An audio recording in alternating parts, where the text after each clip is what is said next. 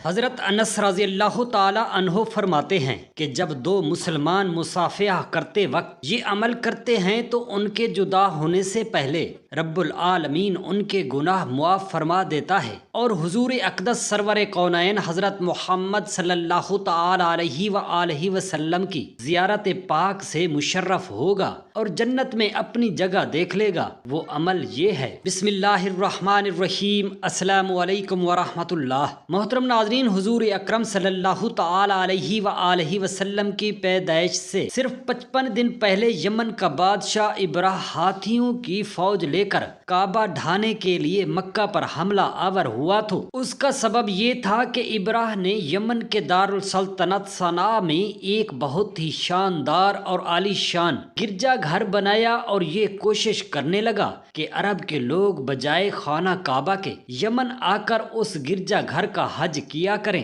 جب مکہ والوں کو یہ معلوم ہوا تو قبیلہ کنانہ کا ایک شخص غیظ و غضب میں جل بھن کر یمن گیا اور وہاں کے گرجا گھر میں پاخانہ کر کے اس کو نجاست سے لت پت کر دیا۔ جب ابراہ نے یہ واقعہ سنا تو وہ طیش میں آپے سے باہر ہو گیا اور خانہ کعبہ کو ڈھانے کے لیے ہاتھیوں کی فوج لے کر مکہ پر حملہ کر دیا اور اس کی فوج کے اگلے دستہ نے مکہ والوں کے تمام اونٹوں اور دوسرے مویشیوں کو چھین لیا۔ اس میں 200 یا 400 اونٹ عبد المطلب کے بھی تھے۔ حضرت عبد المطلب کو اس واقعہ سے بڑا رنج پہنچا، چنانچہ آپ اس معاملہ میں گفتگو کرنے کے لیے اس کے لشکر میں تشریف لے گئے۔ جب ابراہ کو معلوم ہوا کہ قریش کا سردار اس سے ملاقات کرنے کے لیے آیا ہے تو اس نے آپ کو اپنے خیمہ میں بلا لیا اور جب حضرت عبد المطلب کو دیکھا کہ ایک بلند قامت رعبدار اور نہایت ہی حسین و جمیل آدمی ہے جن کی پیشانی پر نور نبوت کا جاہ و جلال چمک رہا ہے، تو صورت دیکھتے ہی ابراہ مرعوب ہو گیا اور بے اختیار تخت شاہی سے اتر کر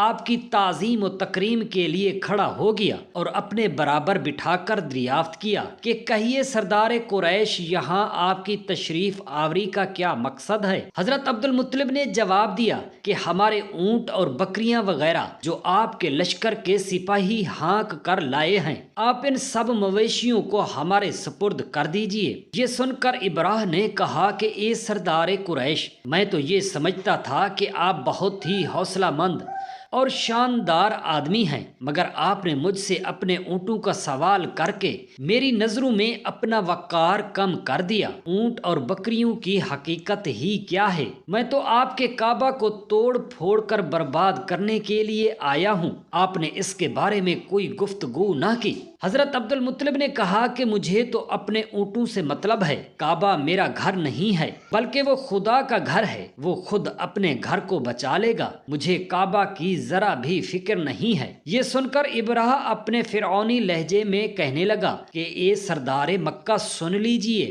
میں کعبہ کو ڈھا کر اس کی اینٹ سے اینٹ بجا دوں گا اور روئے زمین سے اس کا نام و نشان مٹا دوں گا، کیونکہ مکہ والوں نے میرے گرجا گھر کی بڑی بے عزتی اور بے حرمتی کی ہے، اس لیے میں اس کا انتقام لینے کے لیے کعبہ کو مسمار کر دینا ضروری سمجھتا ہوں۔ حضرت عبد المطلب نے فرمایا کہ پھر آپ جانے اور خدا جانے میں آپ سے سفارش کرنے والا کون ہوں۔ اس گفتگو کے بعد ابراہ نے تمام جانوروں کو واپس کر دینے کا حکم دے دیا اور عبد المطلب تمام اونٹوں اور بکریوں کو ساتھ لے کر اپنے گھر چلے آئے اور مکہ والوں سے فرمایا کہ تم لوگ اپنے اپنے مال مویشیوں کو لے کر مکہ سے باہر نکل جاؤ اور پہاڑوں کی چوٹیوں پر چڑھ کر اور دروں میں چھپ کر پناہ لے لو۔ مکہ والوں سے یہ کہہ کر پھر خود اپنے خاندان کے چند آدمیوں کو ساتھ لے کر خانہ کعبہ میں گئے اور دروازہ کا حلقہ پکڑ کر انتہائی بے قراری اور گریہ زاری کے ساتھ دربار الہی میں اس طرح دعا مانگنے لگے کہ اے اللہ، بے شک ہر شخص اپنے اپنے گھر کی حفاظت کرتا ہے، لہٰذا تو بھی اپنے گھر کی حفاظت فرما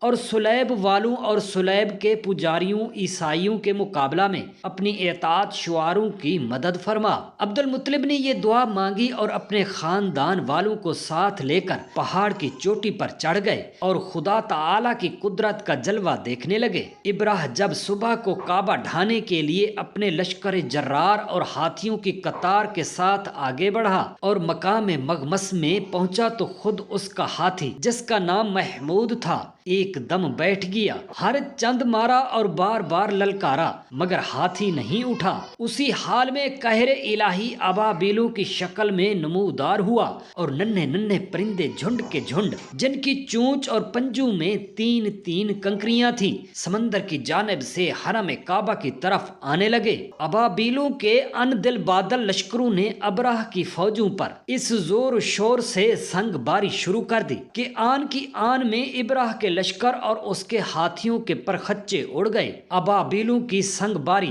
خدا بندے قہار و جبار کے قہر و غضب کی ایسی مار تھی کہ جب کوئی کنکری کسی فیل سوار کے سر پر پڑتی تھی تو وہ اس آدمی کے بدن کو چھیدتی ہوئی ہاتھی کے بدن سے پار ہو جاتی تھی۔ ابراہ کی فوج کا ایک آدمی بھی زندہ نہ بچ سکا اور سب کے سب ابراہ اور اس کے ہاتھیوں سمیت اس طرح ہلاک و برباد ہو گئے کہ ان کے جسموں کی بوٹیاں ٹکڑے ٹکڑے ہو کر زمین پر بکھر گئیں۔ جب ابراہ اور اس کے لشکروں کا یہ انجام ہوا تو حضرت عبد المطلب پہاڑ سے نیچے اترے اور خدا تعالی کا شکر ادا کیا۔ ان کی اس کرامت کا دور دور تک چرچا ہو گیا اور تمام اہل عرب ان کو ایک خدا رسیدہ بزرگ کی حیثیت سے قابل احترام سمجھنے لگے۔ یہ ہمارے حضور رحمت صلی اللہ تعالی علیہ وآلہ وسلم کے والد ماجد حضرت عبداللہ، یہ عبد المطلب کے تمام بیٹوں میں سب سے زیادہ باپ کے لاڈلے اور پیارے تھے، چونکہ ان کی پیشانی میں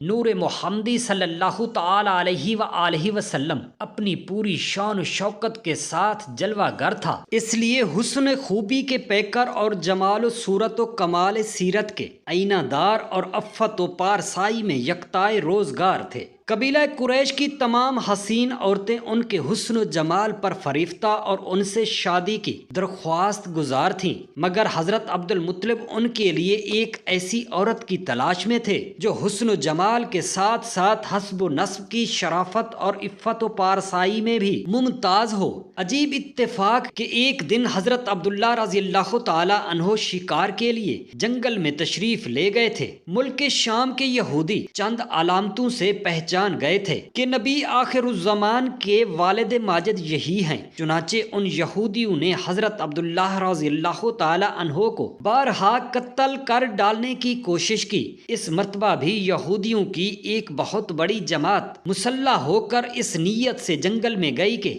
حضرت عبداللہ رضی اللہ تعالی عنہ کو تنہائی میں دھوکہ سے قتل کر دیا جائے گا، مگر اللہ تعالی نے اس مرتبہ بھی اپنے فضل و کرم سے بچا لیا۔ عالم غیب سے چند ایسے سوار ناگہاں نمودار ہوئے جو اس دنیا کے لوگ سے کوئی مشابہت ہی نہیں رکھتے۔ ان سواروں نے آ کر یہودیوں کو مار بھگایا اور حضرت عبداللہ رضی اللہ تعالی عنہ کو بحفاظت ان کے مکان تک پہنچا دیا۔ وہب بن مناف بھی اس دن جنگل میں تھے اور انہوں نے اپنی آنکھوں سے یہ سب کچھ دیکھا، اس لیے ان کو حضرت عبداللہ رضی اللہ تعالی عنہ سے بے انتہا محبت و عقیدت پیدا ہو گئی اور گھر آ کر یہ عزم کر لیا کہ میں اپنی نور نظر حضرت آمنہ رضی اللہ تعالی عنہا کی شادی حضرت عبداللہ رضی اللہ تعالی عنہ سے ہی کروں گا۔ چنانچہ اپنی دلی تمنا کو اپنے چند دوستوں کے ذریعہ انہوں نے حضرت عبد المطلب تک پہنچا دیا۔ خدا تعالیٰ کی شان کے حضرت عبد المطلب اپنے نور نظر حضرت عبداللہ رضی اللہ تعالی عنہ کے لیے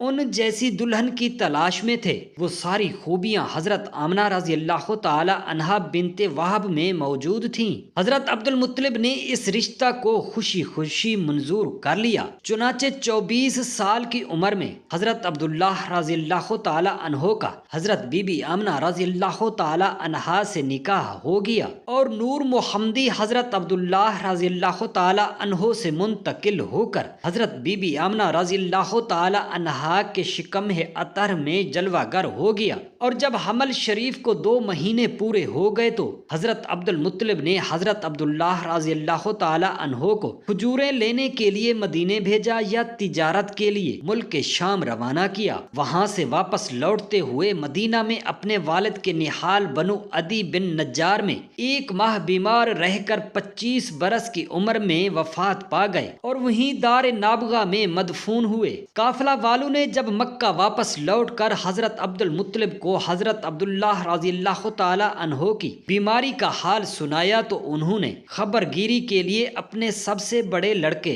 حارث کو مدینہ بھیجا۔ ان کے مدینہ پہنچنے سے قبل ہی حضرت عبداللہ رضی اللہ تعالی عنہ ملک بقا ہو چکے تھے۔ حارث نے مکہ واپس آ کر جب وفات کی خبر سنائی تو سارا گھر ماتم کدہ بن گیا اور بنو ہاشم کے ہر گھر میں ماتم برپا ہو گیا۔ خود حضرت آمنہ رضی اللہ تعالی عنہا نے اپنے مرحوم شوہر کا ایسا پردرد مرثیہ کہا ہے کہ جس کو سن کر آج بھی دل درد سے بھر جاتا ہے۔ روایت ہے کہ حضرت عبداللہ رضی اللہ تعالی عنہ کی وفات پر فرشتوں نے غمگین ہو کر بڑی حسرت کے ساتھ یہ کہا، یا الہی عز و جل تیرا نبی یتیم ہو گیا۔ خداوند کریم نے فرمایا، کیا ہوا، میں اس کا حامی و حافظ ہوں۔ حضرت عبداللہ رضی اللہ تعالی عنہ کا ترکہ ایک لونڈی ام ایمن جس کا نام برکہ تھا، کچھ اونٹ کچھ بکریاں تھیں، یہ سب ترکہ حضور سرور عالم صلی اللہ تعالی علیہ وآلہ وسلم کو ملا۔ ام ایمن بچپن میں حضور اقدس صلی اللہ تعالی علیہ وآلہ وسلم کی دیکھ بھال کیا کرتی تھیں، کھلاتی، کپڑا پہناتی اور پرورش کی پوری ضروریات مہیا کرتی۔ اس لیے حضور اقدس صلی اللہ تعالی علیہ وآلہ وسلم اپنی تمام عمر مبارک ام ایمن کی دل جوئی فرماتے رہے۔ اپنے محبوب غلام حضرت زید بن حارثہ رضی اللہ تعالی عنہ سے ان کا نکاح کر دیا اور ان کے شکم سے حضرت اسامہ رضی اللہ تعالی عنہ پیدا ہوئے۔ حضرت انس رضی اللہ تعالی عنہ فرماتے ہیں کہ جب 2 مسلمان مصافحہ کرتے وقت درود شریف پڑھتے ہیں تو ان کے جدا ہونے سے پہلے رب العالمین ان کے گناہ معاف فرما دیتا ہے۔ جمعہ کی شب کو 2 رکعت نماز ادا کرے اور ہر رکعت میں الحمد شریف کے بعد 25 مرتبہ کل شریف پڑھے اور بعد از سلام 1000 مرتبہ یہ درود پاک پڑھے، اللہم صلی علی محمد النبی الامی وآلہ وصحبہ وسلم۔ یہ مقدس درود پاک پڑھنے سے حضور اقدس سرور کونین حضرت محمد صلی اللہ تعالی علیہ وآلہ وسلم کی زیارت پاک سے مشرف ہوگا اور جنت میں اپنی جگہ دیکھ لے گا۔ اللہ رب العالمین سے دست ادب دعا ہے میرے تمام مسلمان بہن بھائیوں کو اور ان کی آل و اولاد کو زیارت حضرت محمد صلی اللہ تعالی علیہ وآلہ وصحابہ وسلم نصیب فرمائے، آمین یا رب العالمین۔ جزاک اللہ خیرا کثیرا۔